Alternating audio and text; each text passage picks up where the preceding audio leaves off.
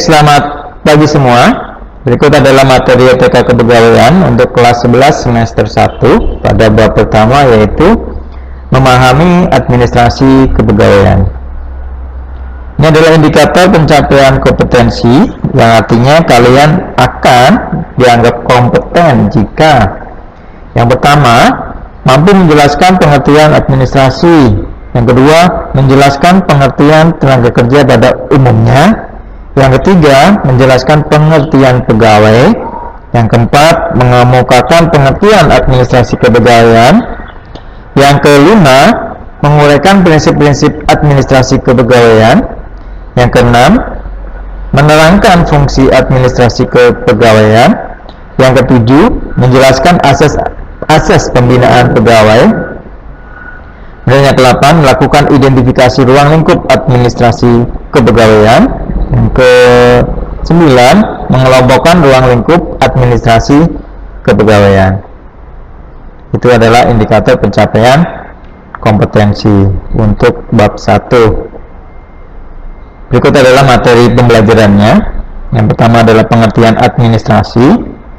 Yang kedua, pengertian tenaga kerja pada umumnya. Yang ketiga, pengertian pegawai.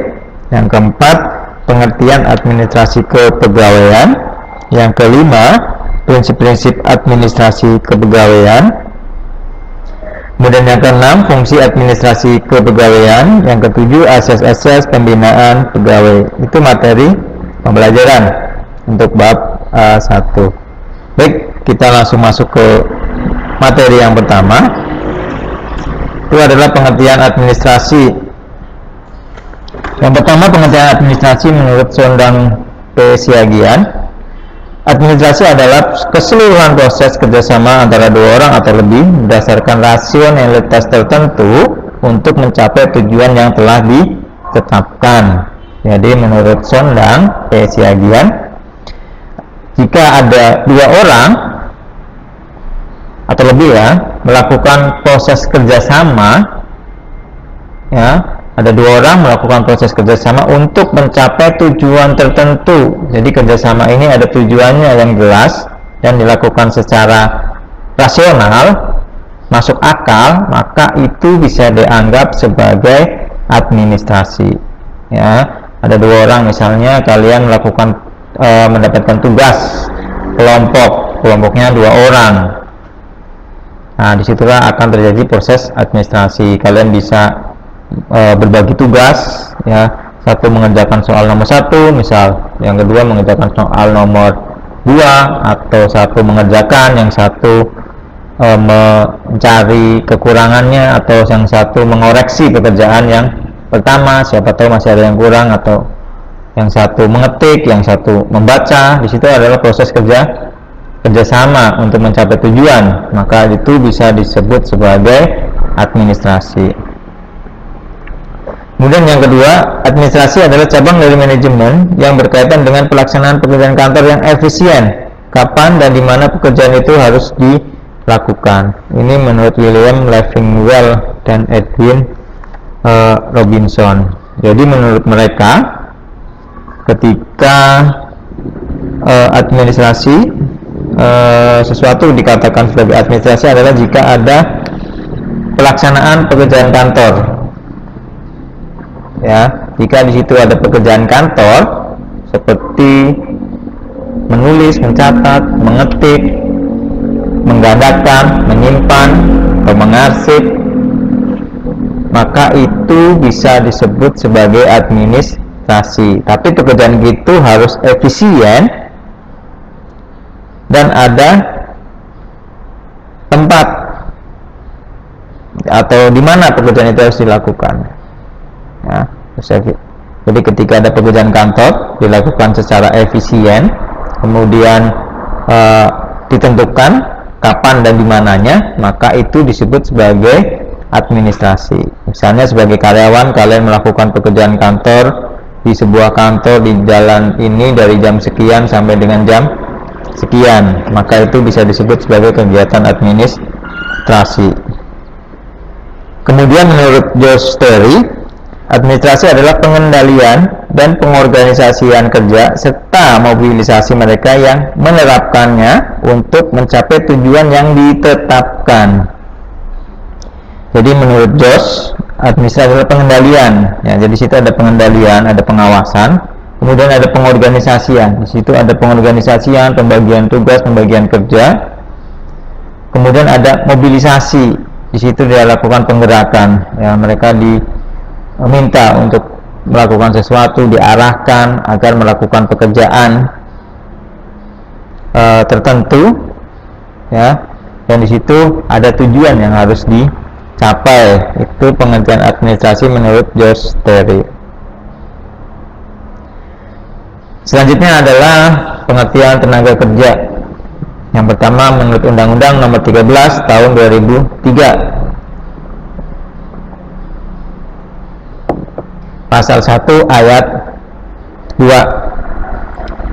Tenaga kerja adalah setiap orang yang mampu melakukan pekerjaan guna menghasilkan barang dan atau jasa, baik untuk memenuhi kebutuhan sendiri maupun untuk masyarakat. Jadi ketika seseorang mampu melakukan pekerjaan, ya, pekerjaan ini bisa untuk membuat barang atau melakukan jasa tertentu, maka itu bisa disebut sebagai tenaga kerja. Jadi ketika kalian bisa membuat barang tertentu atau melakukan jasa-jasa tertentu, maka itu bisa disebut sebagai tenaga kerja. Yang kedua menurut Pak Yaman, tenaga kerja atau manpower yaitu produk yang sudah atau sedang bekerja. Ya, jadi ketika mereka sudah atau sedang bekerja atau sedang mencari pekerjaan serta yang melaksanakan pekerjaan lainnya seperti bersekolah, ibu rumah tangga. Jadi ketika manpower ini sudah bekerja atau sedang mencari pekerjaan atau sedang melaksanakan pekerjaan lain, maka itu bisa disebut sebagai tenaga kerja. Ya. Baik bekerja, sedang mencari pekerjaan, atau melakukan pekerjaan lain, maka itu disebut sebagai tenaga kerja. Itu menurut Dr. Payaman. Kemudian menurut Eng dan Epi, tenaga kerja ialah seluruh jumlah penduduk yang dianggap mampu bekerja dan sanggup bekerja bila ada permintaan tenaga kerja atau permintaan kerja. Jadi ketika orang itu sanggup dan mampu bekerja, maka disebut sebagai tenaga kerja, ya. Mampu dan sanggup, intinya itu. Ketika seseorang mampu dan sanggup, maka untuk bekerja, maka itu disebut sebagai tenaga kerja. Kemudian menurut Suparmoko dan Icuk, tenaga kerja ialah penduduk yang sudah memasuki usia kerja dan mempunyai pekerjaan, atau yang sedang mencari pekerjaan dan yang melakukan suatu kegiatan lain. Nah, kalau di sini ditambahkan dengan sudah memasuki usia kerja.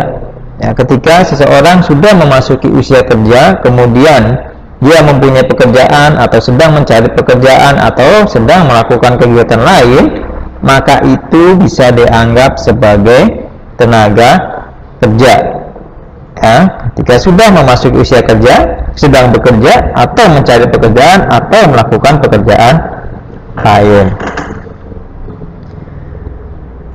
Selanjutnya adalah pengertian pegawai. Menurut Madiasmo, pegawai adalah orang pribadi yang bekerja pada pemberi kerja, baik sebagai pegawai tetap atau pegawai tidak tetap, untuk melaksanakan suatu pekerjaan dalam jabatan atau kegiatan. Jadi yang disebut pegawai adalah orang pribadi. Ya, orang pribadi ini bekerja pada orang lain untuk melakukan pekerjaan tertentu. Ya, ketika seseorang bekerja pada orang lain, maka dia bisa disebut sebagai pegawai. Ya. Selanjutnya adalah pengertian administrasi kepegawaian. menurut Manulang, administrasi kepegawaian adalah seni dan ilmu perencanaan, pelaksanaan, dan pengontrolan tenaga kerja untuk tercapainya tujuan yang telah ditentukan terlebih dahulu dengan adanya kepuasan hati daripada pegawai. Jadi menurut Manulang, administrasi kepegawaian itu sebuah seni. Nah, di sini seni tapi ada ilmunya juga. Jadi gabungan antara seni dan ilmu, yaitu ilmu perencanaan, pelaksanaan, pengontrolan, ya, untuk mencapai tujuan tertentu. Namun di sini harus ada juga kepuasan hati dari para pegawainya. Ya, di sini jadi administrasi kepegawaian adalah sebuah seni dan ilmu perencanaan, pelaksanaan, pengontrolan tenaga kerja. Kemudian Handoko, menurut Handoko, administrasi kepegawaian adalah penarikan, seleksi, pengembangan, pemeliharaan, dan pembinaan sumber daya manusia untuk mencapai tujuan yang baik. Oke, menurut Handoko, saya ulang. Menurut Handoko, administrasi kepegawaian adalah penarikan, seleksi, pengembangan, pemeliharaan, dan pembinaan sumber daya manusia untuk mencapai tujuan, baik tujuan individu atau organisasi. Nah, di sini menurut Handoko, jadi administrasi kepegawaian itu seperti sebuah proses, di mana prosesnya adalah proses penarikan, ya, di mana perusahaan akan mencari calon-calon yang mau menjadi pegawai. Kemudian di situ ada seleksi, siapa yang sudah mendaftar akan diseleksi untuk dipilih siapa yang memang terpilih untuk menjadi pegawai di perusahaan tersebut. Kemudian ada proses pengembangan di situ, ya, jadi karyawan dikembangkan agar kualitasnya semakin baik. Kemudian ada pemeliharaan, yang sudah ada, sudah jalan, ya, bagaimana dipelihara, maksudnya bagaimana di situ di maintenance agar mereka itu selalu dalam kondisi yang baik untuk bekerja, di mana mereka itu bisa bekerja selalu dengan optimal, kinerjanya selalu bagus.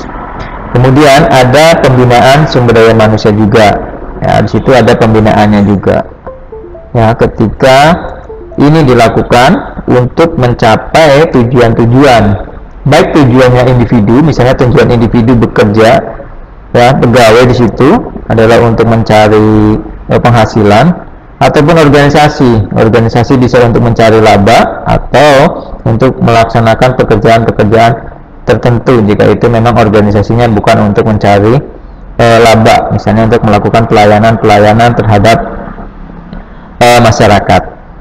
Ya, jadi menurut Handoko, ketika itu ada proses penarikan, seleksi, pengembangan, pemeliharaan, dan pembinaan sumber daya manusia untuk mencapai tujuan, maka itu bisa disebut sebagai administrasi kepegawaian. Selanjutnya adalah prinsip-prinsip administrasi kepegawaian. Jadi ketika kita akan melaksanakan administrasi kepegawaian, kita harus berdasarkan prinsip-prinsip tertentu. Nah, ini adalah prinsip-prinsip yang harus kita pahami bersama. Jadi ketika kalian nanti mengelola administrasi kepegawaian harus berpatokan pada prinsip-prinsip ini. Yang pertama adalah prinsip kemanusiaan. Ya, jadi bagaimana kita memperlakukan pegawai sebagai manusia seutuhnya. Misalnya dengan pemberian kesejahteraan, pemberian gaji yang memang sesuai, fasilitas-fasilitas, tunjangan. Ya, tujuannya adalah untuk kemanusiaan atau memanusiakan manusia agar mereka bisa bekerja dengan lebih baik. Bukan hanya itu, ya, bukan hanya tentang bagaimana fasilitas, gaji, dan lain sebagainya, namun juga bisa berkaitan dengan hubungan antar manusia, hubungan sosialisasi. Kemudian ada juga di situ harus dibuatkan tata tertibnya, ada budaya organisasi, di mana di situ kita menjunjung tinggi asas-asas kemanusiaan, asas-asas toleransi, ya, baik toleransi suku, agama, ras, ya, dan lain sebagainya. Yang kedua adalah prinsip demokrasi. Artinya, dalam mengelola administrasi kepegawaian, kita memang harus ada prinsip demokrasi, di mana karyawan, pegawai itu mempunyai hak untuk berpendapat. Kemudian kita sebagai pengelola administrasi kepegawaian misal harus terbuka tentang informasi yang ada, ya, untuk informasi-informasi tertentu yang memang harus disampaikan itu harus selalu terbuka. Kemudian memiliki kesetaraan hak dan kewajiban, ya, ada kesetaraan hak dan kewajiban, itu prinsip demokrasi. Kemudian yang ketiga adalah prinsip the right man on the right place, atau orang yang tepat ditempatkan pada tempat yang tepat. Artinya kita menempatkan orang itu sesuai dengan keahliannya, sesuai dengan pendidikannya. Harapannya mereka dapat bekerja lebih maksimal karena mereka orang yang ahli di bidang tersebut.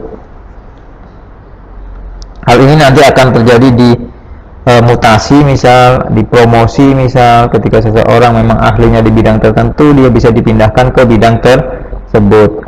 Perpindahan ini di sana jabatan itu namanya adalah promosi jabatan, ya. Atau ketika seseorang sudah mencapai kompetensi tertentu dan dia layak untuk naik jabatan, untuk promosi, ya, maka dia akan naik jabatan. The right man on the right place, ya, artinya orang tepat di tempat yang tepat. Kemudian yang berikutnya adalah prinsip hak yang sama atas pekerjaan yang sama, equal pay for equal work. Hak yang sama atas pekerjaan yang sama, artinya mereka akan mendapatkan penghargaan ketika melakukan pekerjaan yang memang layak mendapatkan penghargaan. Mereka akan mendapatkan penghasilan yang sesuai dengan apa yang mereka kerjakan. Mungkin mereka akan mendapatkan bonus sesuai dengan apa yang mereka kerjakan, atau bahkan mereka akan mendapatkan hukuman atau punishment jika mereka melakukan kesalahan tertentu, ya. Jadi prinsipnya mereka dibayar sesuai dengan kemampuan mereka, mereka dibayar sesuai dengan pekerjaan yang mereka lakukan. Berikutnya adalah prinsip kesatuan arah. Ya, jadi di sini ada kebijakan di mana administrasi harus mempunyai kesatuan arah. Artinya untuk mencapai kesejahteraan bersama, baik itu profit untuk perusahaan, jika memang perusahaan untuk profit, ya, kita harus bekerja sama untuk mendapatkan profit yang lebih bagus untuk perusahaan. Tidak hanya untuk perusahaan, kesatuan arah itu bisa juga kita mendapatkan kesejahteraan untuk para pegawainya, untuk para pekerjanya. Bahkan jika memang dibutuhkan atau memang mampu, ya, kita bisa untuk mencapai kesejahteraan masyarakat secara luas. Tapi yang terpenting dulu itu adalah untuk mencapai kesejahteraan anggota organisasinya terlebih dahulu, baru itu untuk selanjutnya baru kesejahteraan masyarakat secara umum. Itu untuk prinsip kesatuan arah. Atau bisa juga disamakan dengan ketika kita bekerja dalam sebuah organisasi, harus ada arah tujuan yang jelas, visi misi organisasi yang jelas, visi misi administrasi kepegawaian yang jelas. Kita secara bersama-sama mencapai melalui arah tersebut yang sudah ditetapkan. Kemudian yang berikutnya adalah prinsip kesatuan tujuan. Nah, di sini kita semua harus sepakat bahwa kita punya tujuan yang harus dicapai secara bersama-sama. Nah, di sini nanti pastinya kita punya kesamaan tujuan dan implementasinya juga harus sesuai dengan tujuan yang sudah ditetapkan. Nah, ketika tujuan sudah ada, sudah ditetapkan, maka ini akan berkaitan juga dengan sistem dan kinerja yang sesuai. Jadi sistem dan kinerja akan disesuaikan dengan tujuan yang mau dicapai. Kemudian orientasi pegawai, ya dalam memberikan pelayanan, mereka akan sesuai dengan tujuan yang ingin dicapai. Berikutnya adalah prinsip komando. Jadi prinsip komando ini agar kegiatan administrasi itu mempunyai pengarah, mempunyai pimpinan yang jelas. Jadi perintahnya itu jelas. Ya, ada orang yang bertanggung jawab di situ dan memberikan perintah yang jelas. Kemudian atau pemimpin yang jelas mengarahkan para organisasi. Kenapa harus ada pemimpin? Agar kegiatan bisa berjalan dengan lebih lancar, berjalan dengan lebih baik. Jadi mereka ada seseorang yang menjadi sumber kepemimpinan, yang menjadi sumber penentu arah dari organisasi tersebut. Selanjutnya adalah prinsip efisiensi dan produktivitas kerja. Di sini artinya prinsip ini adalah kinerja yang baik dan pemanfaatan sumber daya organisasi yang baik. Nah, karena di sini ada efisiensi. Ya, kita harus efisien dalam bekerja, kita harus efisien dalam menggunakan peralatan, kita harus efisien dalam melakukan pekerjaan tertentu. Dan di sini kita juga ditekankan untuk mempunyai produktivitas kerja yang baik.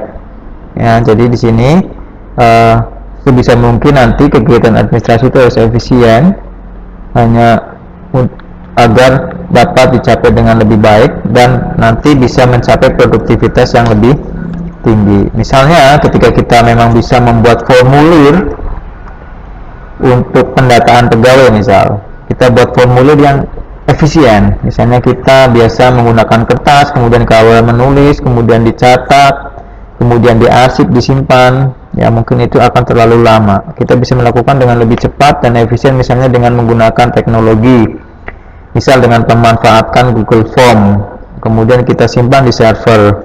Nah, di sini akan lebih cepat dan efisien tentunya. Ya, karyawan bisa mengisi dari manapun dan kapanpun, dan data bisa diakses dengan lebih cepat karena bisa diakses dari manapun dan kapanpun. Ketika suatu pekerjaan bisa lebih efisien, maka produktivitas juga akan naik. Berikutnya adalah disiplin. Ya, artinya dalam melakukan kegiatan administrasi kita harus disiplin, baik disiplin waktu maupun disiplin untuk budaya organisasi atau etos kerja yang lebih tinggi. Kemudian ada prinsip wewenang dan tanggung jawab. Nah, di sini ada wewenang dan tanggung jawab. Ya, setiap seseorang, setiap pekerjaan, setiap jabatan itu mempunyai wewenang tertentu yang memang bisa dia lakukan, tapi juga punya tanggung jawab. Jadi diharapkan mereka bisa menggunakan wewenang sesuai memang sudah sesuai yang ditetapkan, ya, dan menghindari wewenang yang bisa merugikan lain atau memang wewenang yang semena-mena itu tidak diperbolehkan. Jadi karena memang jabatan tertentu mempunyai wewenang tertentu, harapannya wewenang itu bisa digunakan dengan baik dan dia harus bertanggung jawab sesuai dengan apa yang memang menjadi pekerjaannya dia. Kemudian ada berikutnya adalah fungsi administrasi kepegawaian. Ya, jadi ketika kita mengelola administrasi kepegawaian, fungsinya itu untuk apa? Yang pertama, ini menurut Felix A. Nigro, ya, fungsi administrasi meliputi pengembangan struktur organisasi untuk melaksanakan program kepegawaian, termasuk tugas dan tanggung jawab dari setiap pegawai yang ditentukan dengan jelas dan tegas. Yang pertama adalah struktur organisasi, ya, di mana struktur ini dibuat untuk dapat melaksanakan program kepegawaian. Ketika ada strukturnya, ada di situ terlihat pembagian tugasnya, maka diharapkan kegiatan administrasi bisa berjalan dengan lebih baik. Yang kedua, fungsinya adalah penggolongan jabatan yang sistematis dan perencanaan gaji yang adil dengan mempertimbangkan saingan yang berat dari sektor swasta. Artinya, ketika ada administrasi kepegawaian, maka di situ akan dibuat adanya penggolongan jabatan. Dari situ ada jabatan-jabatan yang sistematis. Ya, artinya jabatan-jabatan ini memang disusun secara dengan pertimbangan yang matang dan pertimbangan dengan kriteria yang baik, sistematis, berurutan. Dan di situ juga ada perencanaan gaji yang adil, ya, yang adil macam sesuai dengan golongan dan jabatannya. Nah, dimana ini harus juga kita lihat sektor dari swasta atau sektor dari perusahaan lain atau perusahaan-perusahaan yang memang sejenis. Ya, misalnya ada perusahaan yang memang sejenis dengan perusahaan kita, dia mempunyai gaji berapa, kita pun harusnya bisa menyesuaikan dengan gaji mereka. Jika lebih tinggi itu akan lebih bagus, minimal kita bisa sesuai lah dengan standar gaji mereka. Atau kita juga harus bisa melihat dari upah minimum yang ada di kota tersebut. Dan yang ketiga, administrasi kepegawean juga bisa berfungsi untuk penarikan tenaga kerja yang baik.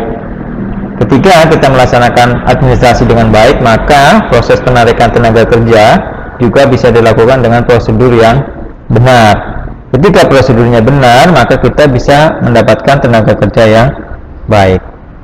Ya, kita bisa mendapatkan tenaga kerja yang bagus. Dan dalam proses penarikan, mungkin kita bisa mendapatkan calon-calon tenaga kerja yang memang sesuai dengan apa yang kita butuhkan. Dan yang keempat, seleksi pegawai yang menjamin adanya pengangkatan calon pegawai yang cakap dan penempatannya dalam jabatan-jabatan yang sesuai. Jadi yang keempat fungsinya adalah agar pegawai itu diangkat adalah pegawai-pegawai atau pegawai yang diterima dari proses seleksi adalah pegawai-pegawai yang memang cakap, pegawai-pegawai yang memang kompeten, atau pegawai-pegawai yang memang bisa melakukan pekerjaan sesuai dengan lowongan atau jabatan yang ada. Ya, jadi pegawai-pegawai ini adalah pegawai-pegawai yang memang cakap untuk melakukan pekerjaan-pekerjaan, termasuk ketika kita melakukan penempatan pegawai, promosi pegawai juga harus sesuai dengan kemampuan mereka. Yang kelima, perencanaan latihan jabatan dengan maksud menambah keterampilan pegawai, memotivasi semangat kerja, dan mempersiapkan mereka untuk kenaikan pangkat. Jadi nanti di administrasi kepegawaian itu nanti akan ada perencanaan latihan jabatan, ya, atau latihan untuk keterampilan pegawai. Ya, di sini adalah ada pelatihan-pelatihan tertentu untuk para pegawai. Dengan adanya perencanaan pelatihan, maka diharapkan keterampilan, motivasi, semangat mereka tenaga kerja akan menjadi lebih baik. Keenam, penilaian kecakapan pegawai secara berkala dan teratur dengan tujuan meningkatkan hasil kerja dan menentukan pegawai-pegawai yang cakap. Artinya ketika kita bisa melaksanakan administrasi kepegawaian dengan baik, maka di situ akan ada fungsi-fungsi penilaian. Jadi di administrasi kepegawaian akan melakukan penilaian tentang kecakapan pegawai yang dilakukan secara berkala dan teratur.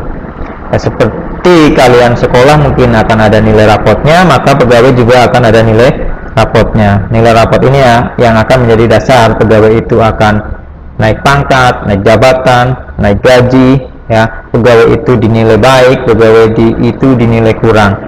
Ketika kita bisa memetakan seperti itu, maka kita bisa menempatkan orang sesuai bidangnya. Dan ketika ada penilaian, maka pegawai juga diharapkan bisa bekerja dengan lebih semangat, karena mereka nanti akan mendapatkan nilai-nilai tertentu sebagai reward atau sebagai penghargaannya. Atau memang kerjanya buruk, nilainya buruk, mereka akan mendapatkan sesuatu punishment atau hukuman tertentu. Kemudian yang ketujuh adalah perencanaan kenaikan pangkat yang didasarkan atas kecakapan pegawai dengan adanya sistem jabatan. Pegawai-pegawai yang baik ditempatkan pada jabatan-jabatan yang sesuai dengan kecakapannya, sehingga mereka dapat mencapai tingkat jabatan yang paling tinggi. Nah, di sini adalah ada perencanaan kenaikan pangkat. Jadi di situ di administrasi kepegawaian harus nanti akan dibuat sebuah perencanaan kenaikan pangkat. Ya, di situ jadi di situ ada sistemnya, sistem karir pegawainya, ya, Jadi mereka akan misalnya dari level staff, kapan mereka bisa menjadi level supervisor, ya, dengan persyaratan-persyaratan yang bisa mereka cari dan mereka penuhi. Jadi supervisor kapan mereka bisa naik pangkat lagi, misalnya menjadi kepala bagian, ya, atau kepala divisi. Dari kepala divisi mungkin mereka bisa naik pangkat dengan kriteria-kriteria tertentu yang sudah ditetapkan.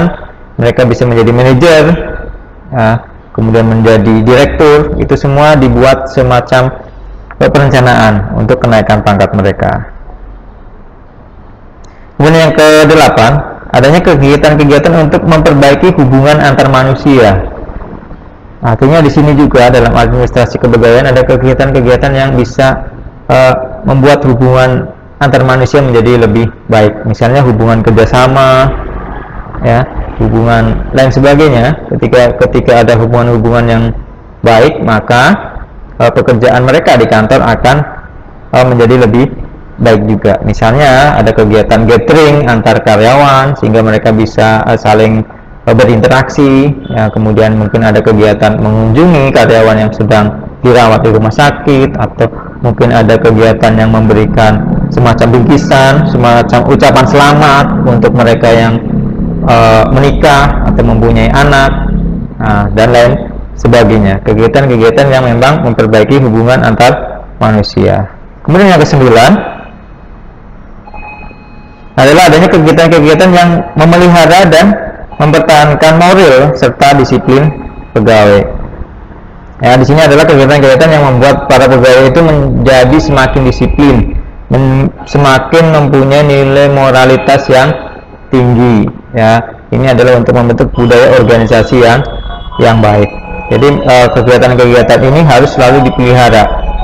Kita harus selalu memelihara bagaimana karyawan bisa selalu disiplin, bisa selalu mempunyai moral yang baik. Itu harus dibuat di administrasi nanti kepegawaian. Ini adalah salah satunya fungsinya.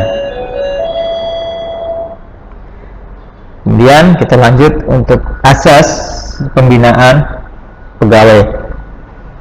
Yang pertama, asas perlindungan hukum. Artinya dalam administrasi pegawaian itu ada jaminan perlindungan hukum kepada pegawai dalam melaksanakan tugasnya. Ketika mereka punya tugas tertentu, mereka dilindungi secara hukum untuk melaksanakan tugas tersebut. Jadi tugasnya itu legal, sah secara hukum. Jadi bukan tugas-tugas yang terlarang secara hukum. Kemudian ada asas legalitas. Nah, di sini ada legalitas, ada semacam peraturan yang jelas. Nah, ada suatu jaminan dasar bagi kebebasan pegawai mengenai apa yang dilarang dan apa yang harus dilakukan secara tepat dan jelas. Jadi mereka dibuat semacam panduan. Ini yang boleh, ini yang tidak boleh. Kemudian ada yang ketiga adalah asas prosedural. Jadi ketika pegawai melakukan suatu pekerjaan, mereka harus mengikuti prosedur-prosedur tertentu yang memang itu sudah ditetapkan oleh perusahaan. Jadi mereka bisa mengikutinya sesuai dengan prosedur atau standar operasional yang ada. Yang keempat adalah asas penyelenggaraan kepentingan umum. Ya, di sini artinya kita juga harus memperhatikan kepentingan umum, kepentingan sosial, kepentingan bangsa, dan kepentingan negara. Jadi tidak hanya untuk kepentingan perusahaan. Yang kelima, asas profesionalitas. Jadi ketika bekerja, kita lebih mengutamakan kepada keahlian orang yang memang ahli di bidang tersebut, dan mereka melaksanakan pekerjaannya sesuai dengan kode etik yang ada. Ya, jadi tidak hanya ahli, namun mengikuti kode etik sesuai dengan pekerjaan yang dilakukan. Baik, saya kira materi hari ini cukup. Kita lanjutkan diskusi, tanya jawab, dan lain sebagainya di Google Classroom. Terima kasih, selamat pagi.